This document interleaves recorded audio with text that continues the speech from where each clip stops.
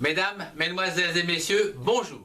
Je me présente Yannick Seyer, je suis polytechnicien en nouvelles technologies de l'information et de la communication.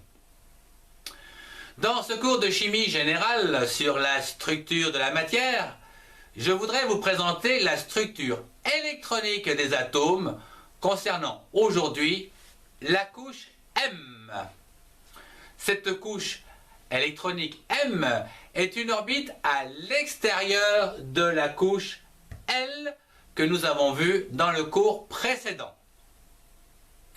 Un petit rappel ?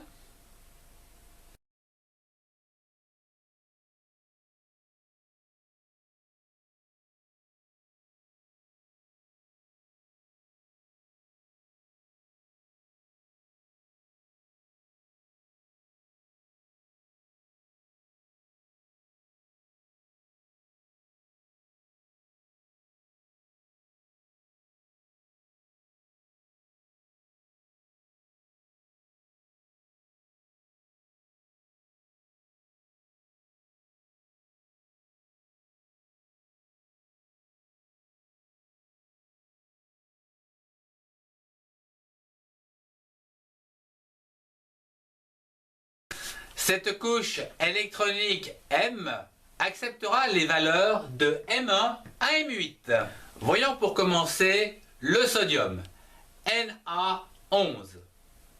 C'est un M1, en effet il a un seul électron sur la couche M. Et il a au total 11 électrons. Vient ensuite le magnésium, Mg12. Qui lui est un M2. Il possède 2 électrons sur la couche M. Et donc, un total de 12 électrons. Vient ensuite l'aluminium 13. C'est un M3. En effet, il a 3 électrons sur la couche M. Et un total de 13 électrons. Puis le silicium. Si14, qui lui est un M4. Il a 4 électrons sur la couche M et un total de 14 électrons.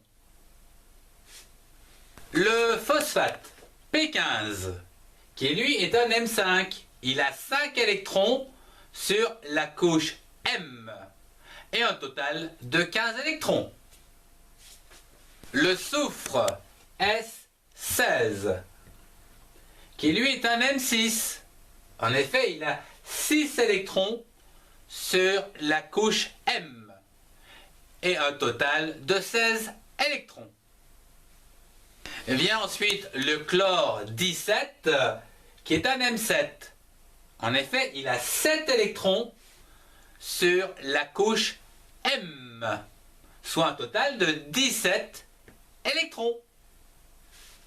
Et enfin, l'argon 18, qui est un M8.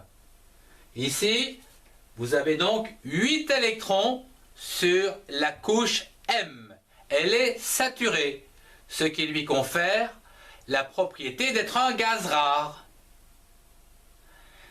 L'argon, ici, a un total de 18 électrons, c'est-à-dire la couche K, 2, la couche L, 8 et la couche M, 8.